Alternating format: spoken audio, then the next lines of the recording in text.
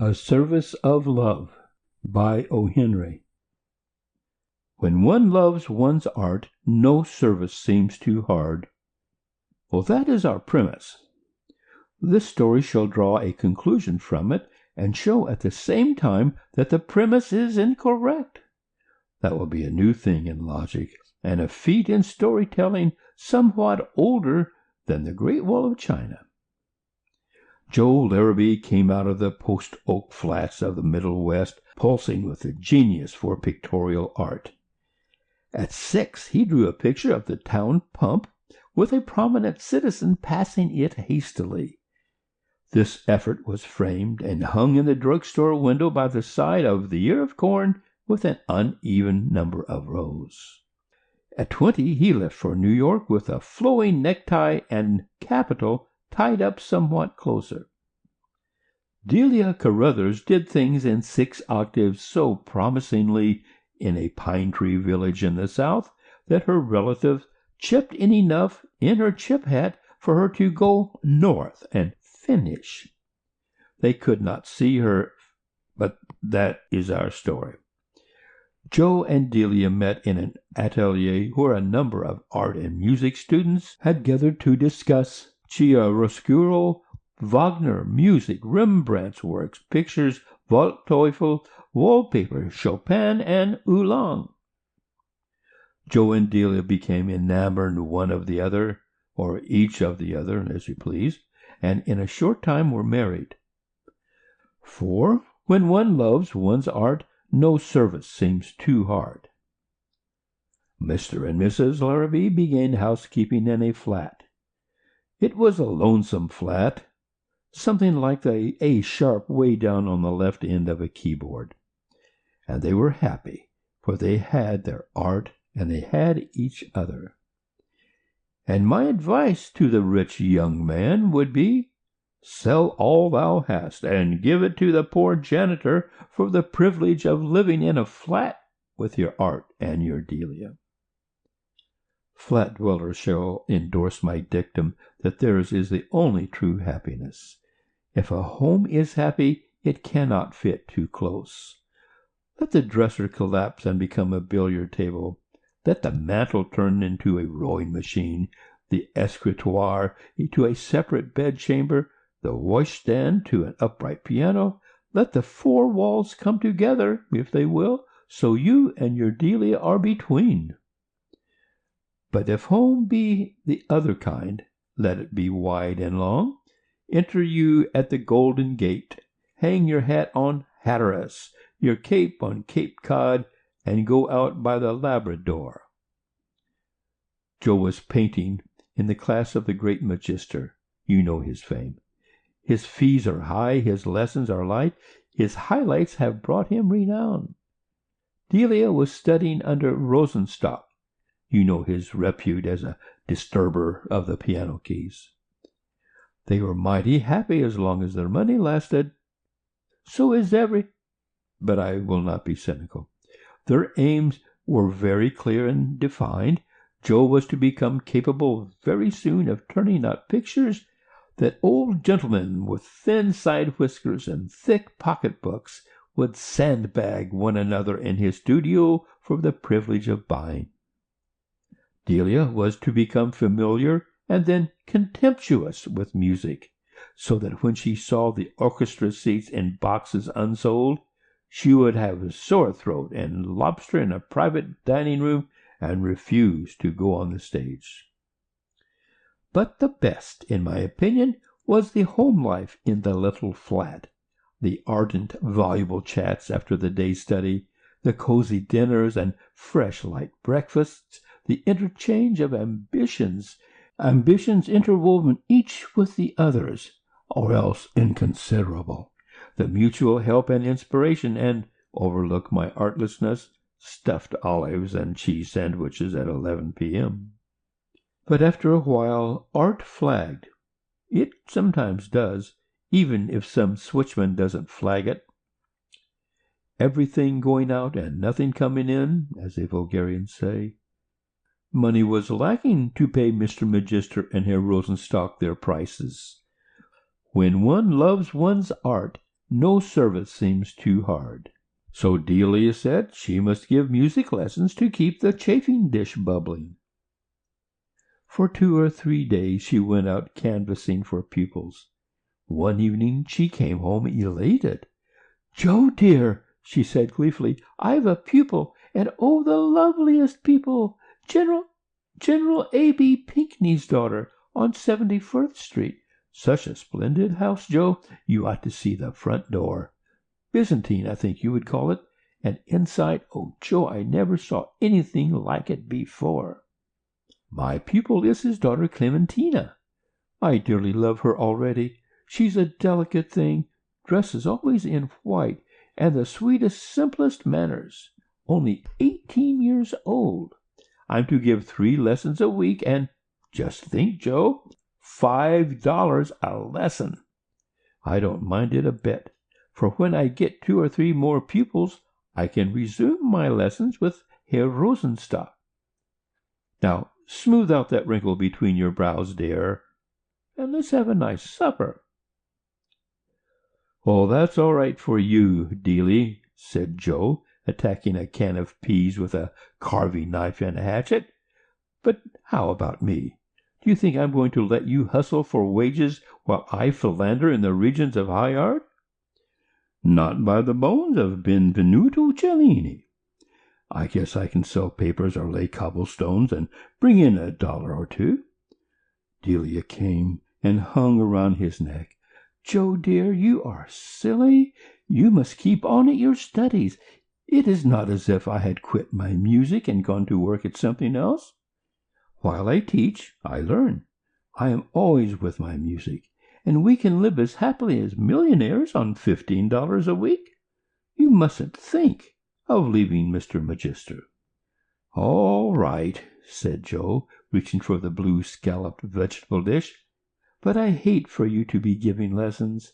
It isn't art. But you're a trump and a dear to do it.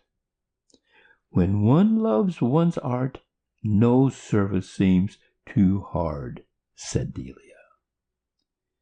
"Magister praised the sky in that sketch I made in the park," said Joe, "and Tinkle gave me permission to hang 2 of them in his window. I may sell one if the right kind of moneyed idiot sees them."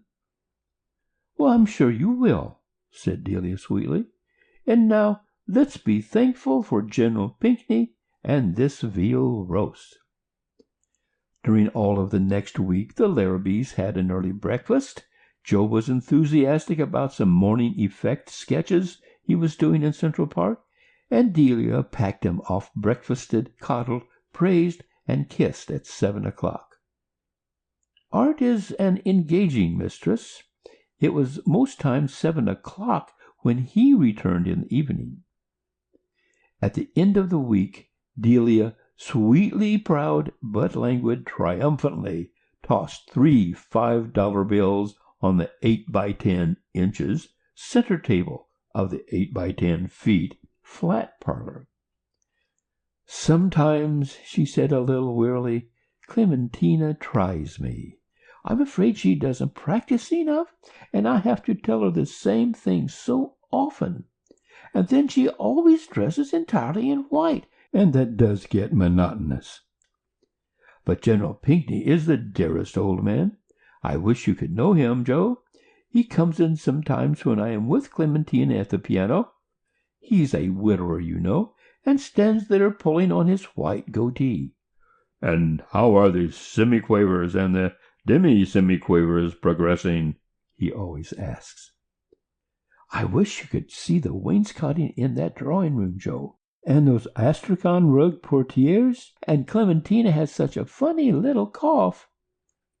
I hope she is stronger than she looks. Oh, I am really getting attached to her, Joe. She is so gentle and high-bred. General Pinckney's brother was once minister to Bolivia." And then Joe, with the air of a Monte Cristo, drew forth a 10, a 5, a 2, and a 1, all legal tender notes, and laid them beside Delia's earnings. "Sold that watercolor of the obelisk to a man from Peoria," he announced overwhelmingly. "Oh, don't joke with me," said Delia. "Not from Peoria." "All the way. I wish you could see him, Delie. Fat man with a woolen muffler and a quill toothpick. He saw the sketch in Tinkle's window, and thought it was a windmill at first. He was game, though, and bought it anyhow. He ordered another, an oil sketch of the Lackawanna freight depot, to take back with him. Music lessons. Oh, I guess art is still in it." "I'm so glad you've kept on," said Delia heartily.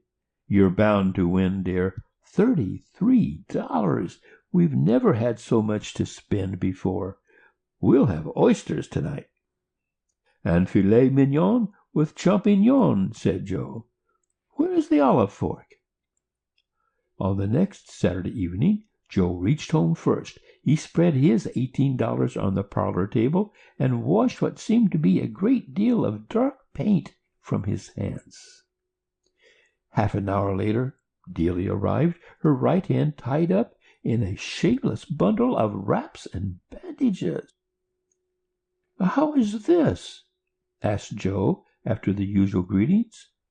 Delia laughed, but not very joyously. "Clementina," she explained, "insisted on a Welsh rabbit after her lesson.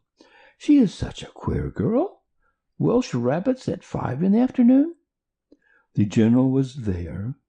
You should have seen him run for the chafing dish, Joe, just as if there wasn't a servant in the house. "I know Clementina isn't in good health. She is so nervous. In serving the rabbit, she spilled a great lot of it boiling hot over my hand and wrist. It hurt awfully, Joe, and the dear girl was so sorry. But General Pinckney, Joe, that old man nearly went distracted. He rushed downstairs and sent somebody, they said the furnace man or somebody in the basement, out to a drugstore for some oil and things to bind it up with. It doesn't hurt so much now." "What's this?" asked Joe, taking the hand tenderly and pulling at some white strands beneath the bandages. "It's something soft," said Delia, "that had oil on it." "Oh, Joe, did you sell another sketch?" She had seen the money on the table. "Did I?" said Joe. "Just ask the man from Peoria. He got his depot today, and he isn't sure, but he thinks he wants another parkscape and a view on the Hudson. What time this afternoon did you burn your hand, Delie?" 5 o'clock, I think," said Delie plaintively. The rabbit came off the fire about that time. You ought to have seen General Pinckney, Joe, when—" "Sit down here a moment, Delie," said Joe. He drew her to the couch, sat down beside her, and put his arm across her shoulders.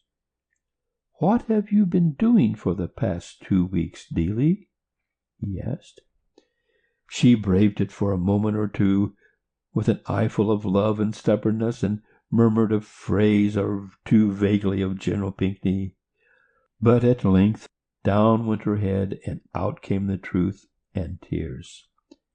"I couldn't get any pupils," she confessed, "and I couldn't bear to have you give up your lessons, and I got a place ironing shirts in that big 24th Street laundry, and I think I did very well to make up both General Pinckney and Clementina, don't you, Joe? And when a girl in the laundry set down a hot iron on my hand this afternoon, I was all the way home making up that story about the Welsh rabbit. You're not angry, are you, Joe? And if I hadn't got the work, you mightn't have sold your sketches to that man from Peoria." "He wasn't from Peoria," said Joe slowly.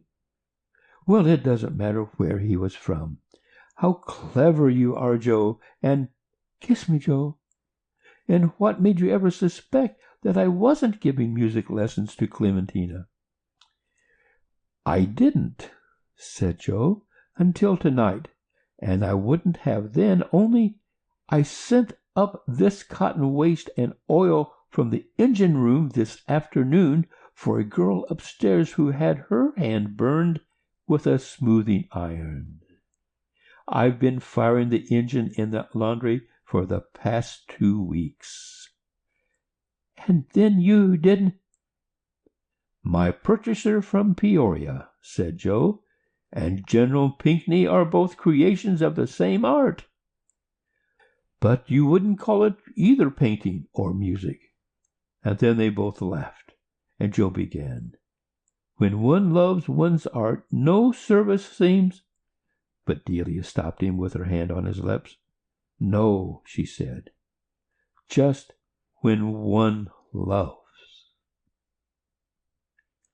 End of A Service of Love by O. Henry.